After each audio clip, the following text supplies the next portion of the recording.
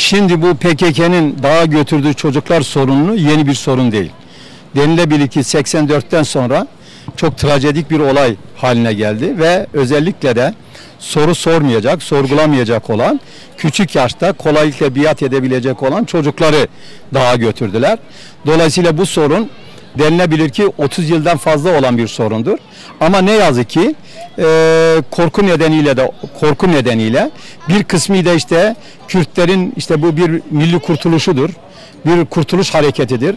Dolayısıyla kurtuluş hareketine bizim çocuklarımız feda olmalıdır anlayışıyla başından beri biz çocuklarımıza, ailelerimiz çocuklarına, Kürt halkı çocuklarına sahip çıkmadı.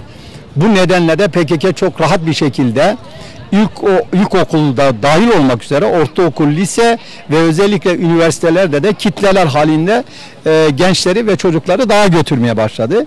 Ve üstelik bu çocukların çoğu da çok iyi bir eğitimden geçmeden orduyla karşı karşıya, askerle karşı karşıya getirildi ve büyük ölçüde de biliyorsunuz kitlesel ölümler oldu. Eğer 1990-92 yıllarını hatırlarsanız 25 kişilik, 50 kişilik ölüm olayları söz konusu oluyordu. Bu ölüm olaylarının çoğu bu çocuklardı. Ve bu yetmiyormuş gibi aynı zamanda PKK içinde ciddi infazlar oluyordu.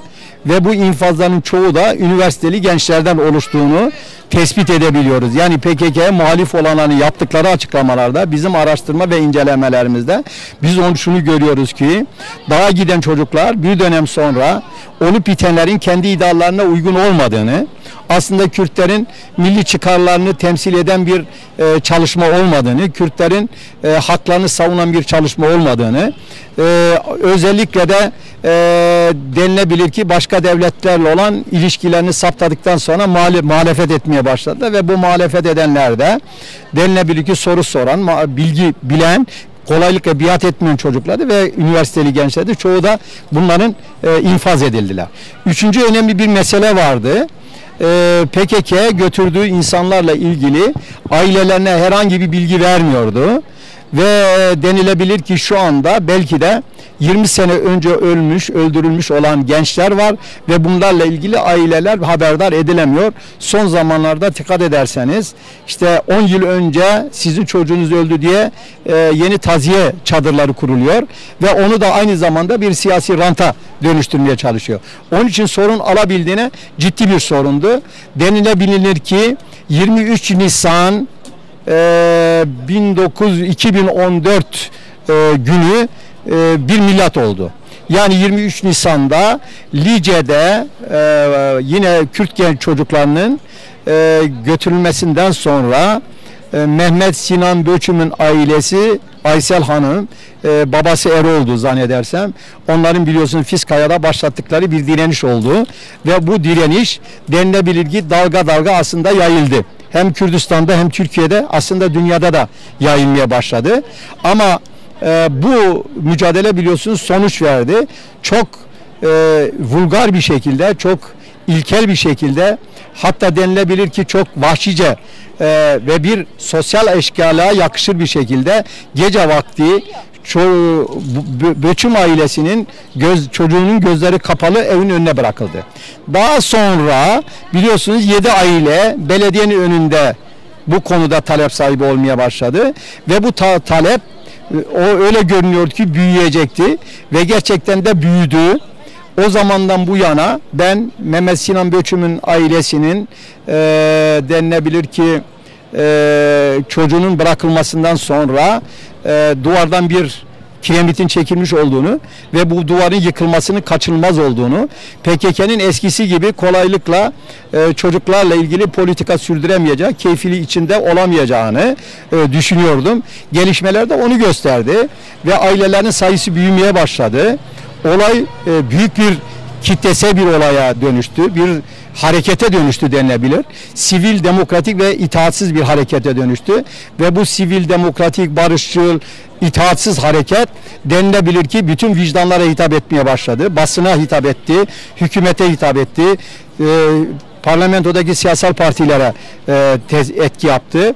Tek etki yapmayan kesim denilebilir ki HDP, BDP, onun belediye başkanları ve onların yöneticileri oldu.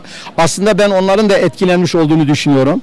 Onların da kendi tabanında ciddi bir kaynamanın olduğunu düşünüyorum. Yani doğrudan yukarıdaki elite bağlı olmayan, apoist olmayan ailelerin, kesimlerin de işlerinin acıdığını düşünüyorum ve zaten bununla ilgili bilgi alıyoruz. Dolayısıyla yine hatırlarsanız yaptığım bir basın toplantısında bu sorunun uluslararası bir sorun ve uluslararası örgütten de bir sorun haline geldiğini, Avrupa Birliği'nde ve dünyanın çocuk haklarıyla ilgilenen, insan hak ve özgürlükleriyle ilgilenen kurumlarla ilgilenmeye başlayacağını söylemiştim. Denilebilir ki işte çocuk hakları ve özellikle Cenevre Konvansiyonel Anlaşması'nı izleyen komite PKK ile bir görüşme yapmış. Kendisi bu konuda bir açıklama yaptı. O açıklamaya göre de sizin dediğiniz gibi 16 yaşındaki küçüklerin, 16 ve yaşındaki küçüklerin bırakılacağını, 16-18 yaşındaki çocukların da ailelerle görüştürüleceği, çocukların istemesi halinde evlerine dönebilecekler, istememeler halinde gerilla olarak kalmaya devam edeceklerini, 18 yaşının üstündeki çocuklarla ilgili de herhangi bir açıklamada bulunmuyor. Yani ailelerle görüştürülüp görüştürülemeyeceği, sağ olup sağ olmaması konusunda bir güvence vermiyor. Çünkü 18, benim düşünceme göre 16 yaş ve küçükleri değil, 18 yaş ve küçüklerinin tümünün bırakılması, yani asker olmaktan çıkarılması gerekmektedir. 18 yaşında o üstünde olanların da mutlaka aileleriyle görüştürülmesi gereklidir. Bu uluslararası hukuka uygun olan, medeni hukuka uygun olan odur. Biliyorsunuz anne babalar bile ayrıldıkları zaman boşanma hallerinde anne babalar çocuklarını görme hakkına sahiptirler. Mesela baba şunu diyemiyor, ben çocuğumu annesine göstermem diyebilecek durumda değildi. Evet, geçmişte yapılıyordu. Geçmişte hukukun geçerli olmadığı dönemlerde, keyfilik dönemlerinde gücü elinde tutanlar bunu yapabiliyordu. Ama bugün bunu yapabilecek durumda değildir. Hiçbir güç yapamaz. Bir ülkenin başbakanı da yapamaz, bakanları da yapamaz, milletvekilleri de yapamaz, emniyet müdürleri de yapamaz, bürokratları da yapabilecek durumda değildir. O bakımdan bu noktadan sonra bugün benim aslında bu konularla ilgili birçok televizyon açıklamalarda da bulunmuştum. Yarın da yine biz TRT Şeş'te bu konuyu işlemeye çalışacağız. Yine bu meseleyi de konuşacağız.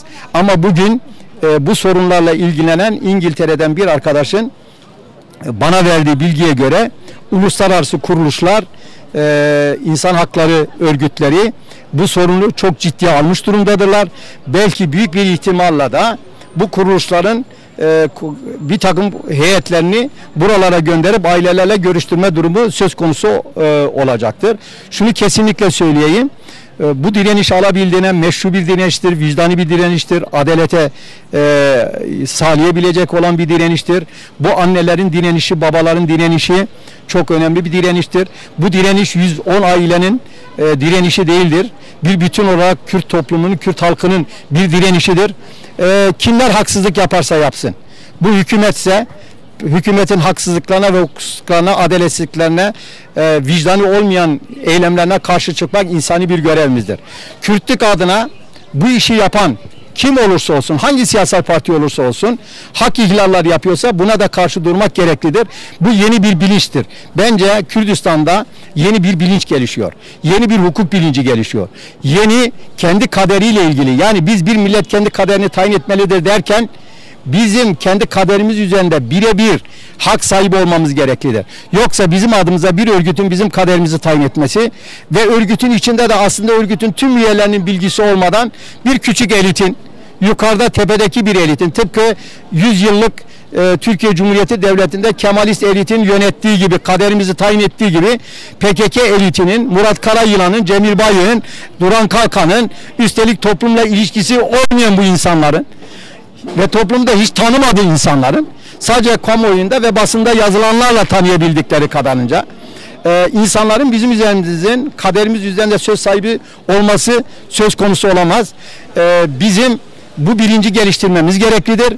Biz Aynı zamanda kendimizi eleştirmeliyiz. Biz Kürt aileleri olarak çocuklarımıza sahip çıkmadık. Bizim çocuklarımız kitlesel olarak gittiler. Biz bu çocuklarımıza sahip çıkmadık. Gençlerimize sahip çıkmadık. Aydınlarımız buna sahip çıkmadı. Sivil toplum örgütleri buna çıkmadı. Yazarlarımız buna sahip çıkmadılar. Ve herkes PKK'nın yaptığını meşru gördü. Tıpkı bir dönem 12 Eylül diktatörlerinin yaptığını meşru görmemiz gibi, doğru görmemiz gibi. Tabii bu bir kısmı büyük ölçüde korkunun sonucuydu. Ama bir kısmı da çıkarlar gereği bunu yapmadılar. Mesela şu anda Türkiye'de sivil toplumun en güçlü olduğu yer burasıdır. Sivil toplum örgütlerinin en güçlü olduğu yer burasıdır. Şu anda kaç tane sivil toplum örgütü burayla ilgileniyor? Yok. Birkaç tane. Mazlum Der'dir, Memur Sen'dir, değil mi? Benim bilebildiğim ve siyasal partiler olarak da BDP dışındaki siyasal partiler ilgileniyor. Şimdi bu durumda kadın örgütleri nerede? Hani kadın örgütlerimiz düşün ki çok rahat bu durumda olan Abdullah Öcalan'la ilgili bir durum olduğu zaman sokağa dökülüyor. Peki bu kadınlarımız onlardan bir parça değil mi? Bu çocuklar onların çocukları değil mi? Nerede o kadın örgütleri? Üstelik de 8 Mart'ta meydanları dolduruyorlar. Ve özgür kadın diyorlar bunlar. Peki özgürlük bu mudur? Bu nedenle bizim bu sivil, barışçıl, demokratik direnişe destek vermemiz gerekli. Bu ailelerin mücadelesi alabildiğine meşru bir mücadeledir. Bu mücadele devam ettirdikleri zaman sonuç alınacaktır. Navemin Eyfel Güneşi. Navemin Leyla Güneşi. Qizamin nukate 18. Davhaşt. Qizamin Roja 23 Nisan dortebe de qizam göndaye.